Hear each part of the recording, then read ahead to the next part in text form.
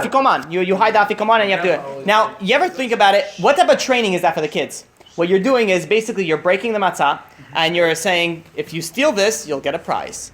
Like, okay, so we're training the kids to steal. And then what happens when they steal? They say, okay, here's the matzah, but now they negotiate with you.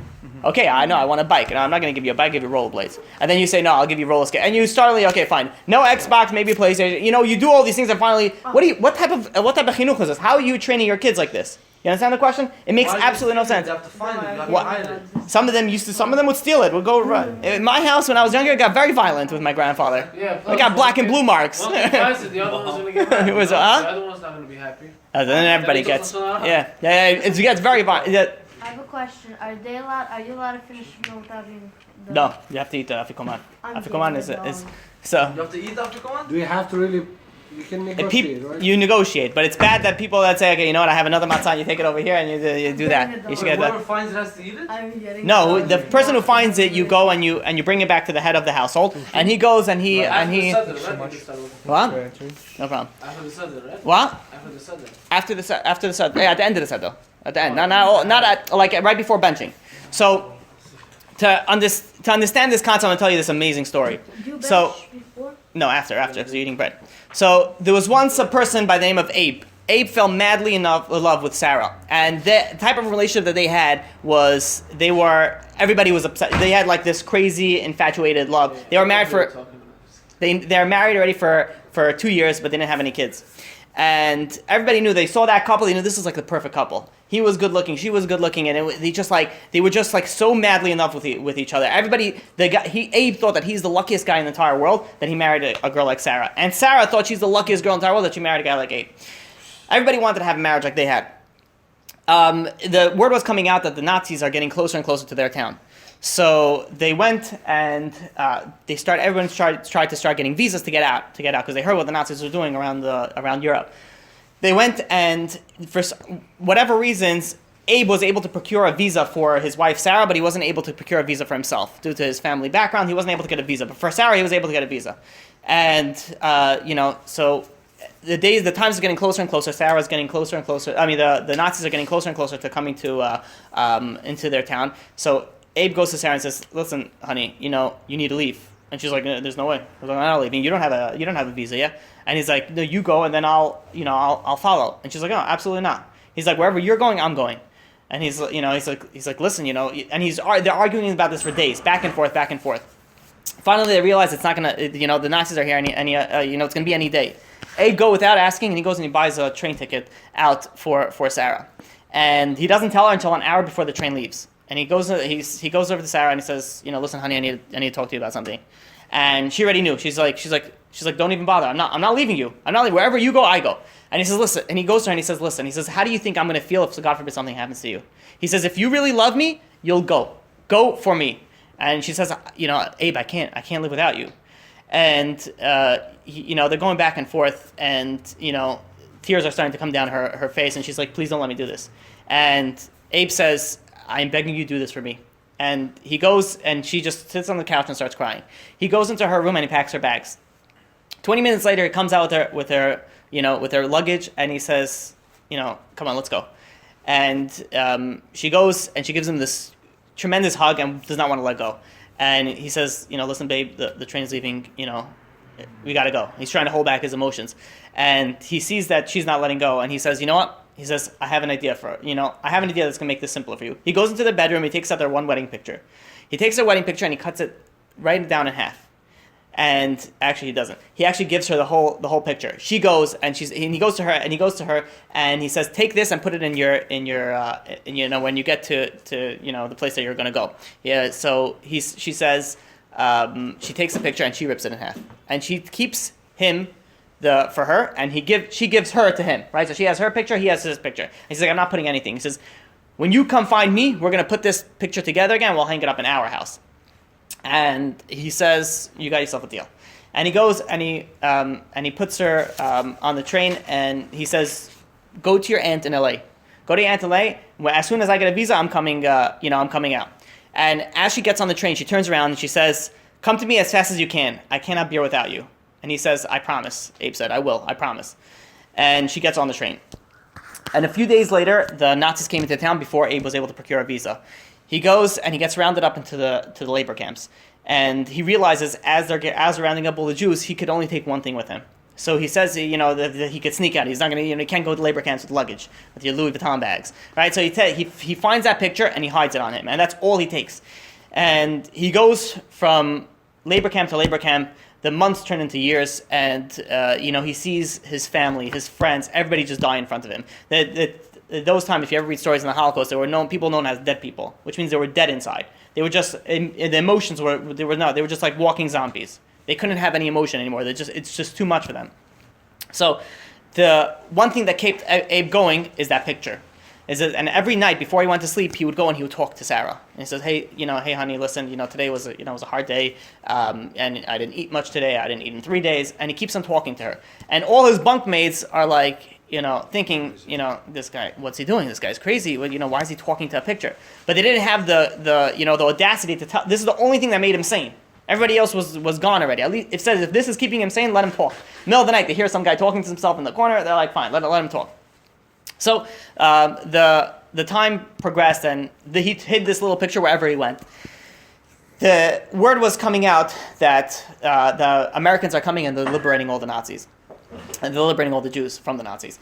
He goes, and one day they're working out in the sun, and they're talking about this, and they all get excited, and it was a particular hot day, so everyone takes off their coat, their jackets, and they're working in the field. And, they're getting so like, oh, who are you going to see when you get out? And they're all like fantasizing what they're going to do to the Nazis, and, who they're going to see their loved ones, and yada, yada, yada. So they're all high in spirits. And before they knew it was the end of the day, and they all got rounded up and brought back to the camps. As they were walking back to the camps, Abe realized, I left my jacket back in the labor camps. And he's like, oh my God. He's like, he couldn't care less about the jacket. He cared about what was hidden in the jacket. And that was a picture of Sarah. And he's like, I got to go back. And he's looking at if you know anything about the Nazis, everything is exact. If you step out of line, they shoot first and ask questions later. Right? They don't ask questions.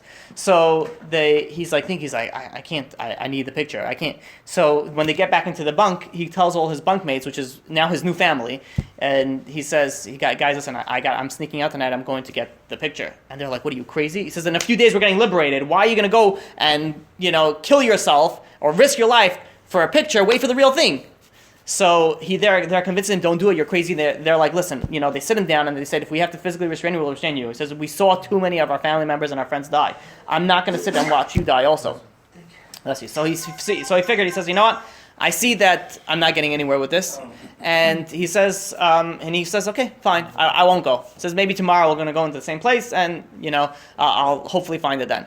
And he really meant it. And he sits at night, when people went to bed, they were exhausted. They fell asleep instantly. And he couldn't fall asleep. He is tossing and turning. He says he can't fall asleep. For years, he's been falling asleep talking to this picture. How is he going to fall not talk to the picture now? And he tries for an hour, 2 hours, and nothing doing. He says, that's it. I'm going back. He goes, and he decides he's going to go sneak back into the labor camp, see if he could get it. So he goes and he climbs out of his bunk through the back window, and he starts, crawling through. There was patrol, and there were people on guard, and something that would have taken maybe a half-hour walk to him like 2 hours. And, he's going, hiding behind the bushes everywhere that's a shady city. There's certain spots that he had to sit there for 20 minutes just to wait till the guards left, and he could sneak to the next shade. Within 2 hours, he got to the part where he worked, and he found his jacket. He took the jacket, he threw it back on. He felt for the part of the secret compartment. It's like he's there. It's like awesome. Now he's got to make the trek back. As he's walking back, he sees a truck, and this is like well past 2 a.m. He sees a truck leaving the concentration camp, and he's thinking it's like the labor camp. And he's like thinking it's like that's Nazis work on clockwork. There's nothing that happens at 2 a.m. He says they don't. It's not. Everything happens exactly. It's like it's very odd. So he goes and he hides in the bushes. He's not sure what's going on for another half hour. He sees that there's no more trucks, and he goes and he continues on the road back. And he goes back, and it takes him another 2 hours. As he gets close to his bunk, his heart just sinks. He sees that the light's on. And he's like, the lights don't go on at 3 a.m. in the night.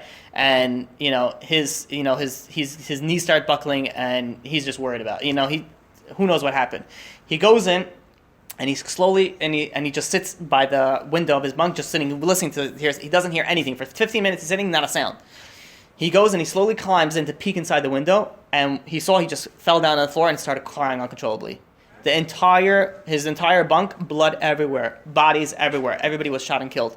And he started crying. He's like, it's all my fault. He's like, they probably came in the middle of the night to do a head count. And they saw I wasn't there. And they said, where is this guy? And nobody wanted to give me up. And because of that, they killed my whole bunk. And he's like ripping his clothes. He's like, I just killed, who knows how many people just because of my... And he couldn't, crying uncontrollably. Suddenly, something else caught his attention. Is that he saw in the next bunk, the light was also open. And he's like, okay, no, there's something weird going on over here. And he's like, and there was no Nazis. It was extra quiet at that time. So he goes and he sneaks in again to the next bunk and he peeks in and he sees the same scene. And he falls down on the floor and he realizes what happened. He says the Nazis they knew that the Americans were coming, so there were certain times where they just came and they just tried to kill as much people as they can. Just shot them up and then, worry about them the next day. So he's like, that's probably what they did. And he's thinking, like, what am I supposed to do now? How am I supposed to, they probably think I'm still in that pile, of dead bodies. And he's not sure what to do. He climbs back into his bunk and apologizing and nonstop crying to his friends as he takes their blood and starts smearing it on his body. Starts ripping his clothes and and putting blood on his face, on his body to try to they're going to come to account. What is they're going to be one missing. There's nowhere that he could hide or run. He's apologizing to them and he sits on the floor amongst the bodies and he just cries the rest of the night. And he hears trucks that are coming and he pretends. And this is already the next day, so he pretends that he's dead and whatever. He closes his eyes. For people that went through the Holocaust, it wasn't hard to pretend to be dead. He goes in pretending to be dead, and he hears people come in, and he hears orders being that, and then he feels like bodies being moved under him, and then suddenly he feels himself being thrown over somebody's shoulder, and he goes and he feels himself getting walked, and the last thing that he remembers before falling unconscious is the loud noise that his head made against the metal truck when they threw him into the truck, and he got knocked unconscious. And then in fact, it was a good thing that he got knocked unconscious because now he really looked dead. And he doesn't know when he woke up. He woke up sometime later with a tremendous pressure on top of him. And he realized from the little crack of the light that he saw was that they put him in a mass burial. They thought that he was dead and they put him in a mass burial. So he was sitting over there and he was going in and out of consciousness for he thinks that it was days. Who knows how long it was. And finally he's going out, blood loss and all the pressure, and he's like, what am I going to sit here to be starved alive? And he starts screaming, just shoot me. He says, shoot me, just shoot me. And, somebody just happens to be walking by and they see that he thought he was screaming, but it wasn't louder than a whisper, but he sees something moving in there. So they quickly take off, start removing the bodies, and they see some guy moving, they take him, and the last thing that he remembered before falling again unconscious is being put on a stretcher and thinking, Nazis don't do this they don't put you on a stretcher, they shoot you over there. And the next time when he wakes up, he's in a hospital setting, in a hospital bed. And they tell him that, you're lucky that, there was Americans that came and liberated, your camp. And you're lucky that somebody just happened to be walking past by when you were moving and they saw you and they pulled you out. And he slowly recuperated over a few weeks. As he got better, they put him in a DP camp, a displacement camp, which is a camp that they go and they have to find out which family or relatives, are still alive, and with all the list. And he goes and he looks for all his family relatives, all dead. And he thinks, all right, there's nothing left to do, but let me go find my wife. So he arranges to go to America. From America, he arranges to go to LA. After weeks and weeks of traveling, he ends up at his wife's aunt's doorstep. And she sees him, she turns white. And he's like, is Sarah here? And she's like, no. She's like, we she couldn't even speak. She's like, we inquired about you. And they told us your entire bunk, you included, were all killed. And he says, well, I'm not dead. I'm here. She's like, where's Sarah? And he's like, when Sarah heard that you died, she went in complete depression, and she just fell into depression, and she's in the hospital now. So he's like, quickly, what are we waiting for? Let's go. So they start going on the way to the hospital. On the way to the hospital, Abe asks, Sarah's aunt, and says, can we please stop by to buy some flowers? And, her aunt's like, listen, you're not going for some surprise birthday party. Just go see your wife. You didn't see her for so many years. And Abe says, listen, I know how the doctors are going to think. They're not going to just let me walk into someone who's depressed. She'll die from the shock. Just go, please, let's go get some flowers. So they agree, they go get the flowers. They get to the hospital, they get in front of her room. And Abe says, I'm not going to go in, but he takes out a picture and he clips it onto the flowers and says, you bring that to Sarah. The second that she sees the picture, her eyes start swelling up. The aunt, and she says, you two are really made for each other. He says the entire years that Sarah was by me, she had the same exact picture, and she was always carrying it, always looking at it wherever she went. And she takes the pictures and with the flowers, and she goes into the hospital room, and she sits down over there, and she says to and Sarah just takes a glimpse at the picture. She grabs the flowers, throws it on the floor, and takes a picture and says, "Who gave this to you?" And her aunt says, "There's a man outside that wants to come meet you." And for the first time in days, she sits in her bed and she turns around, and in walks Abe, and they just froze. And Abe walks closer, and Sarah's like, "Abe?" And Abe replies, "Sarah?" And for the next 5 minutes, all they said was their names. They just kept on repeating each other's names and crying. It says that this family ended up living in LA to the high 90s. In their wall in the living room, you see nothing but a small picture.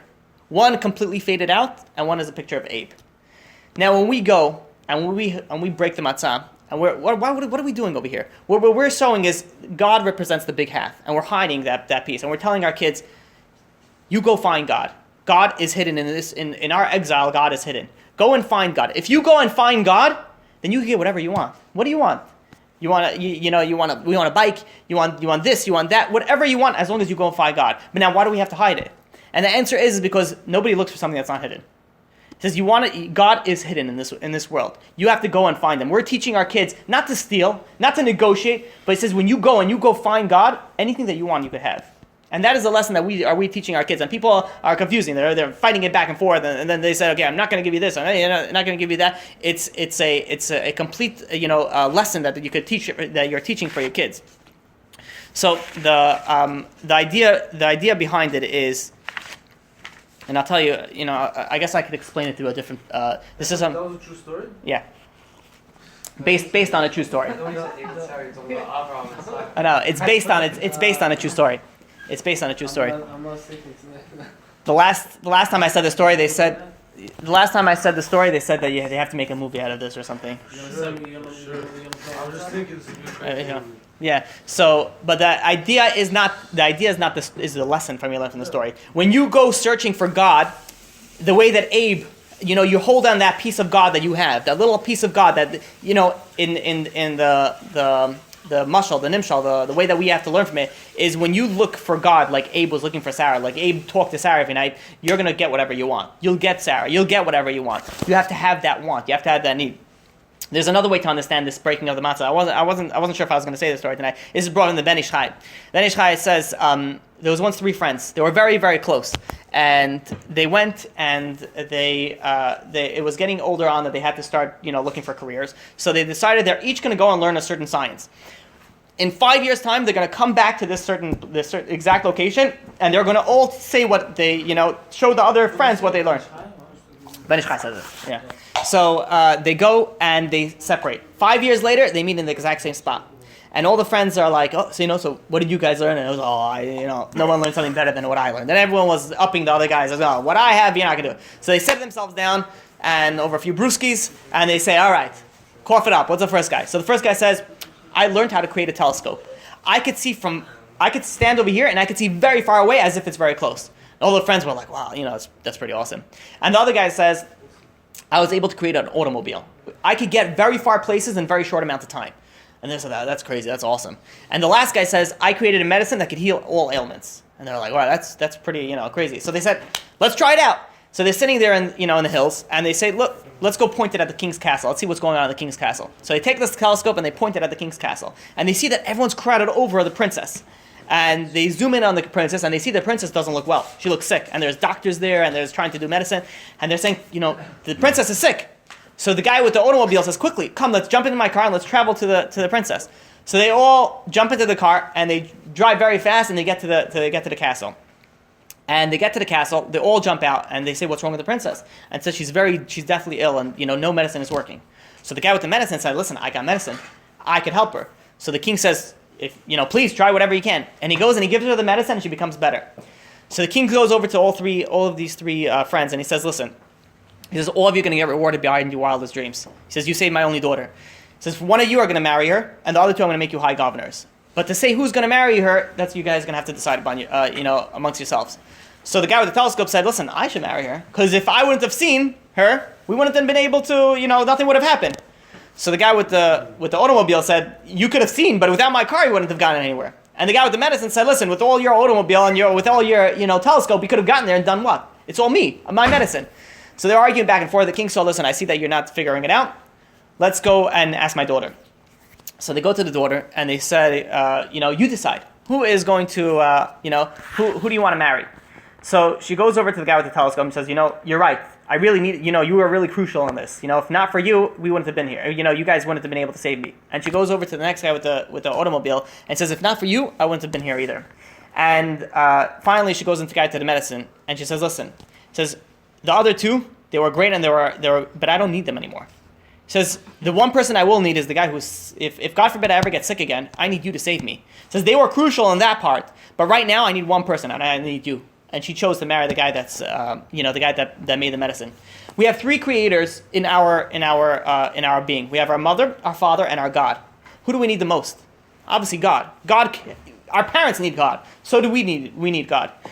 God is the biggest part of us that we have to hold on to. We break them outside with that big piece, and it represents God. We take that big piece and we're saying, God, we need you more than anything. And this is the thing that we're saying, you're hiding this, and the kids are finding it. And you're showing the importance of how amazing and necessary God is to everybody's life.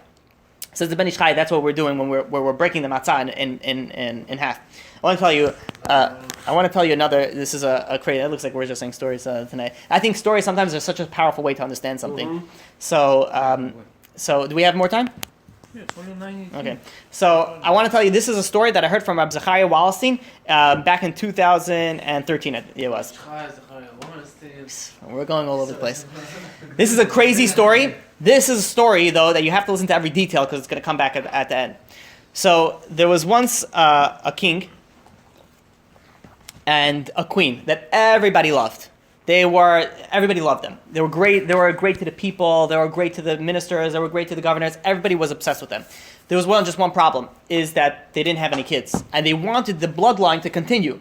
So everybody would pray to their own gods, and everybody would try, give the queen different things, try this herb, maybe it'll make you pregnant, try doing this, try doing that. And everybody really, really wanted the bloodline to continue. But nothing was doing. Years and years passed. And finally, there was a miraculous thing, and she was pregnant. And 9 months later, she gives birth to a beautiful, healthy baby boy. And there was celebration like no one's business. The king threw the craziest celebration that the kingdom ever saw.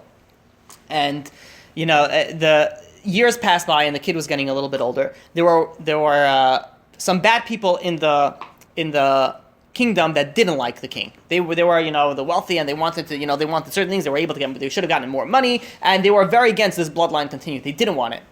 But God has His own plans, and God sort of took this, their plans and made reality of it. And the baby was 2 years old, and he got really sick. He got deathly ill. So much so that they brought in every doctor. Nobody was able to heal. The king said, anybody who heals my child will get rewarded beyond their wildest dreams. And every doctor flew in from everything, the biggest specialists, they all came in, and nothing. The kid was getting sicker and sicker and sicker. Finally, one of the advisors said, listen, he says, in the woods, not too far, there's a guy that lives, he's a healer of the woods, and, he's known to do miraculous, stuff. So the king says, what are you waiting for? Why'd you wait till now to tell me? Go bring him quickly. The advisor said, the guy he lives in the woods, so, that's why I didn't tell you. He's a little, he's a man of nature. The king says, I'll take whatever I can, bring him. So they go and they go into the place where they thought it was, and they kept on asking people, where's the healer, where's the healer? They keep on pointing him deeper and deeper into the woods. Finally, they get pointed in the direction, they didn't even realize it looks like a house. It was completely camouflaged with the entire forest. And they realized that they knocked on whatever door that he had there, and he comes out, and they said, are you the famous healer? And he's like, yeah. He's like, we're missionaries from the king, and we ask you to please come. The king's daughter is gravely ill. So he says, the son. Sorry, thank you. Son's gravely ill. So he says, you never listened to my medicine beforehand. What makes you now? So he said, to be honest, they tried everything else and nothing else worked.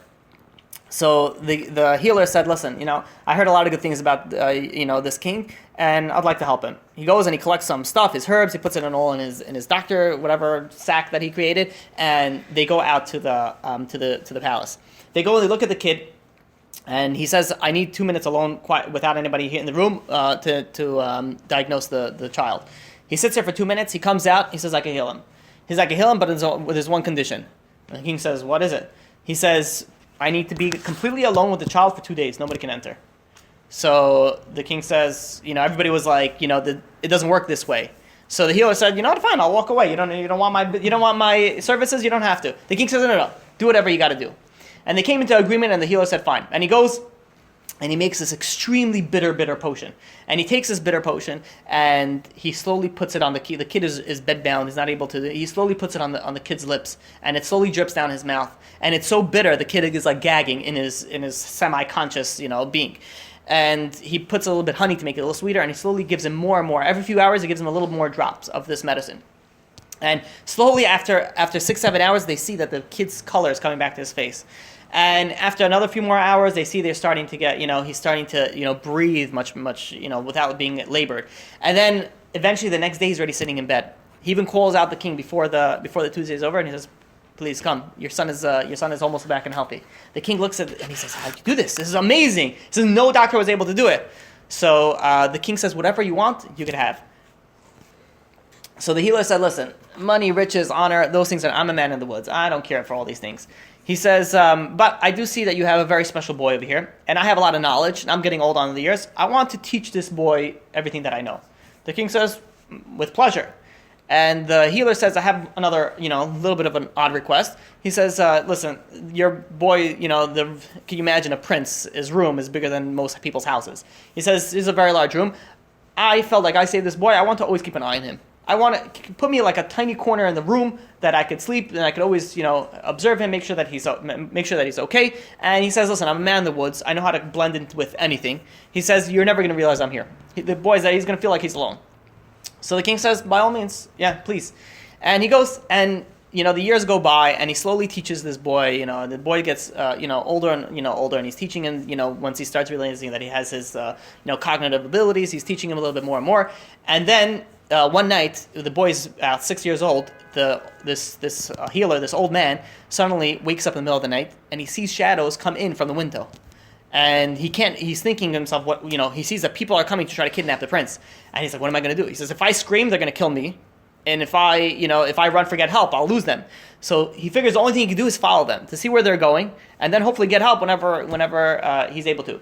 And he goes, and he saw these people they were professionals. They went fast, and they moved quick. Within a few minutes, they were outside already on the ground floor, outside the castle walls. And he's following them. Being that he's a man of the woods, he knows how to stealthily move into, without being noticed. And he follows them, and they travel very quickly into a ship. And before he's even able to get any help, he sees that the ship is already getting pulled off. He figures out a way to, he swims on the other side of it, and he climbs into the ship and hides in the ship as well.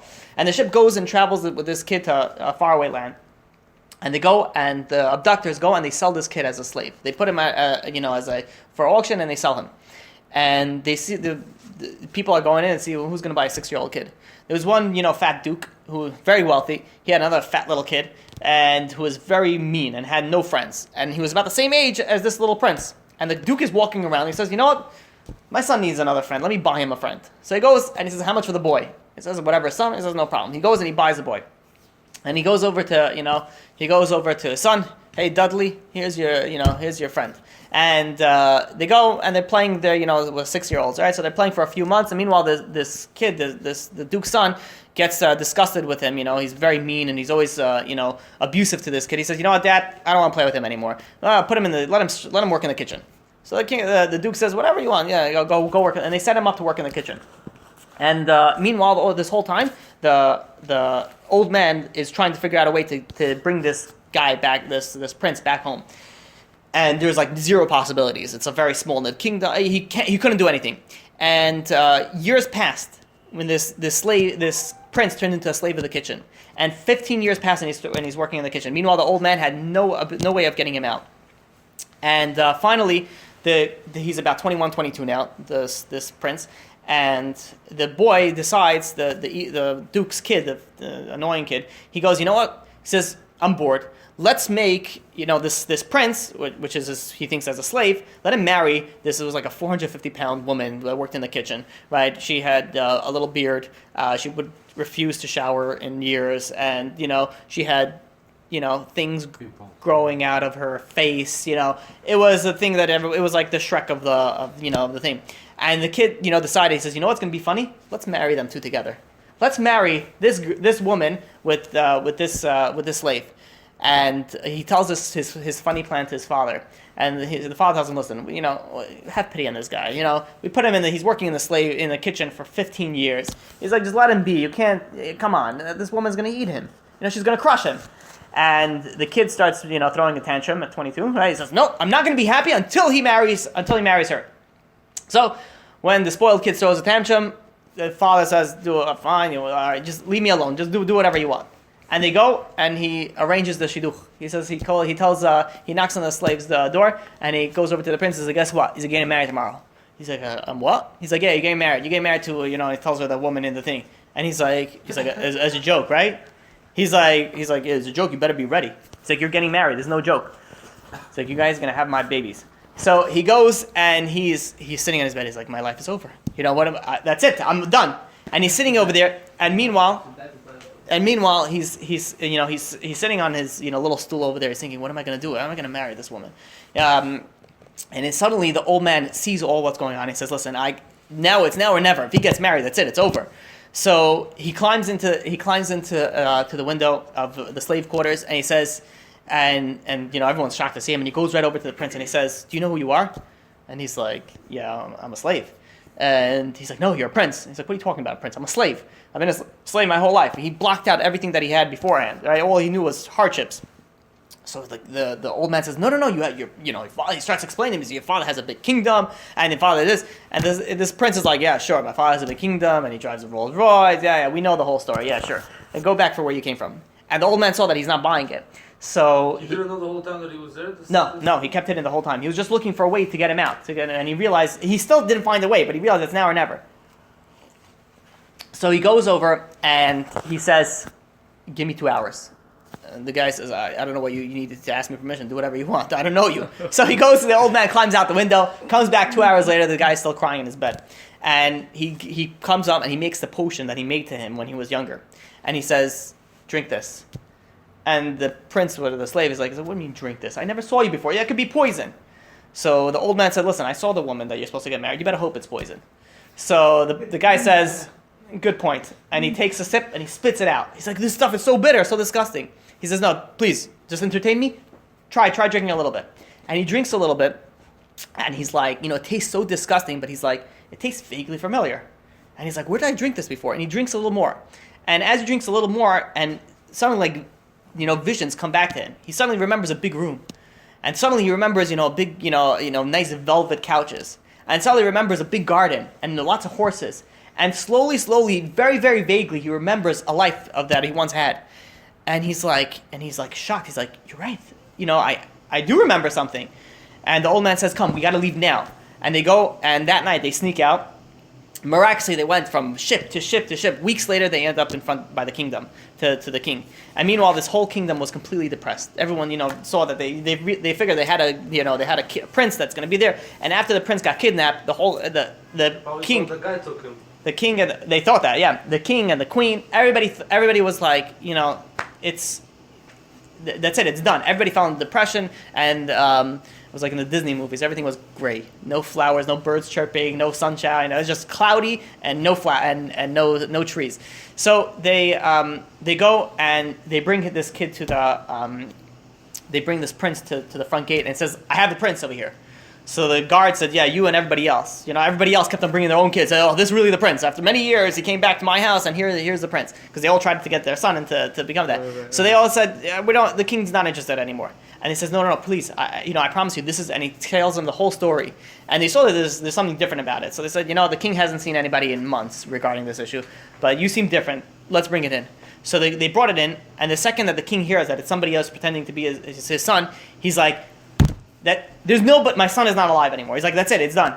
So the old man, the king didn't even look up. The old man says, listen, just all I'm asking you is just look at him. Look at him and you'll realize. And he looks at him and he looks like a splitting image that he was when he was younger. And he realized that it was his son. And they came and they reunited and they, and all was well. Listen to the Nimshal. Listen to how amazing it is. A very, very long time ago, there was a guy by the name of Abraham. All the world did not believe in God. There was one person that came and started believing in God, and that was Abraham. And that's when the Jewish nation was born. Then the problem is, we got sick. sick, like the little boy got sick. We were born after many years of the king not having any children. That was Abraham. Then suddenly we got sick. We got sick because we went to Egypt. We had to go down into Egypt, and nobody could get us out there. And we were sick. And then suddenly Hashem said, "Listen, I have some medicine. Here's some matzah. Here's some maror. Here's some Pesach. Eat these things." And we're eating this thing, and suddenly we go and we become freed, and we become healthy again, like the boy becoming healthy after the old man saved him. The old man has represented God, and we become healthier. And time goes on, and we have the Bet HaMikdash, and then we have another Bet HaMikdash, and then it's destroyed, and then we're in exile. The exile is comparable to the we got kidnapped. The boy who got kidnapped. We got kidnapped into the world. And not only did we get kidnapped, we got thrown into the kitchen. We're working as slaves. And comes Pesach, and everybody says, "Guess what? Each and every one of you are all kings." We say, "What do you mean kings? I'm a lawyer. I'm a stockbroker. I'm a this. I'm a that. I'm a doctor. What do you mean a king?" I was like, "I'm far from a king, right? I work over here. I work over here. No, we're not king." And they say, "No, you're really king." And we're trying. God is convincing us, "No, you're really king, and you're all prince and princesses." He says, and we don't believe. We say, "How?" And God says, "Eat these three things. Eat Pesach, eat matzah, eat maror." And we go and we sit over there and we recline. And suddenly we eat Pesach, matzah, maror. And then our soul screams out and be like, "This is vaguely familiar. I remember this. Something's familiar." And the more that we eat about it, the more we're eating all these weird things that we have to eat on Pesach, our soul reawakens and realizes, you know what? We are kings.